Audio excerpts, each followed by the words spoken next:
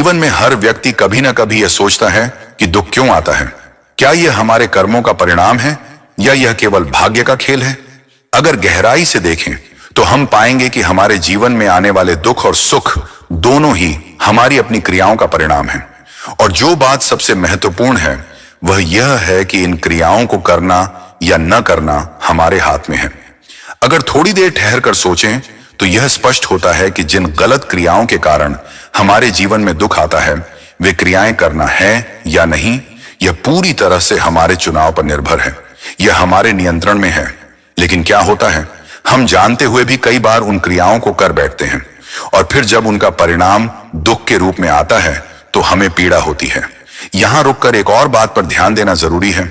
हमारे पास यह चुनाव भी है कि हम अच्छी क्रिया करें या न करें।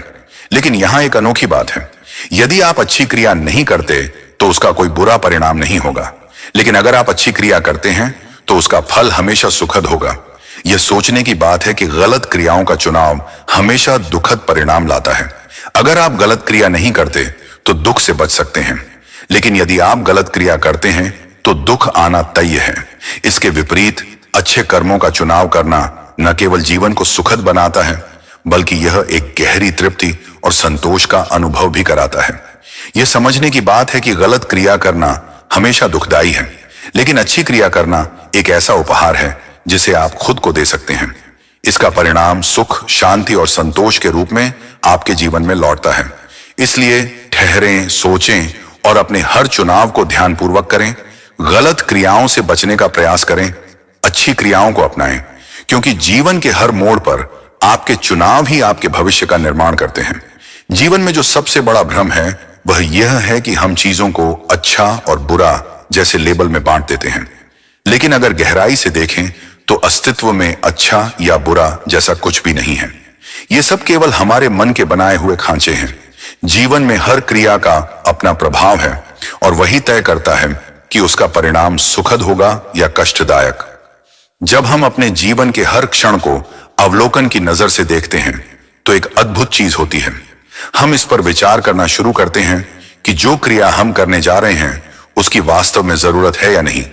हम ठहर कर यह सवाल करते हैं, अगर मैं यह करता हूं तो इसके होने के बाद क्या होगा? क्या यह क्रिया मेरे जीवन में सुख और शांति लाएगी या यह केवल दुख और असंतोष का कारण बनेगी? यहां सबसे सुंदर बात यह है कि यह पूरा चुनाव हमारे हाथ में है। जब हम ऐसा अवलोकन करते हैं तो हम अनावश्यक क्रियाओं से बच जाते हैं और यह बच जाना ही हमें वर्तमान में जीने की शक्ति देता है। वर्तमान ही वह जगह है जहां सटीक एक्शन लिया जा सकता है। जब आप हर क्रिया को करते समय पूरी तरह से होशपूर्ण रहते हैं तो जीवन में गलतियां पनप ही नहीं सकती और यहीं से डर खत्म होना शुरू हो जाता है, क्योंकि डर केवल भविष्य की कल्पनाओं से आता है। अगर ऐसा हो गया तो, या अगर ऐसा न हुआ तो। लेकिन जब आप हर क्रिया को वर्तमान में रहकर होश पूर्वक और सोच समझकर करते हैं तो डर के लिए कोई जगह नहीं बचती। आप निर्भय हो जाते हैं। निर्भयता का यह मतलब नहीं है कि आप लापरवाह हो जाते हैं, बल्कि इसका मतलब यह है कि अब आप हर निर्णय पूरी जागरूकता के साथ लेते हैं। आप केवल वही करते हैं जिसकी जरूरत है। और जब जीवन में केवल आवश्यक क्रियाएं ही होती हैं तो दुख को जगह नहीं मिलती। दुख पनपने के लिए एक आधार चाहिए, और जब आपका जीवन अव्यवस्थित क्रियाओं से मुक्त हो जाता है तो वह आधार खुद ही खत्म हो जाता है। इस तरह का जीवन जीना जहां हर क्षण अवलोकन और जागरूकता से भरा हो, न केवल आपको शांत बनाता है बल्कि यह आपको वास्तविक स्वतंत्रता का अनुभव कराता है। यह स्वतंत्रता वही है जहां से आनंद, शांति और संतोष का जन्म होता है। इस वीडियो को देखने के लिए धन्यवाद। अगर आपके मन में कोई प्रश्न है या आप अपने विचार साझा करना चाहते हैं तो कृपया नीचे कमेंट करें। हम आपके विचारों को सुनने के लिए उत्सुक हैं।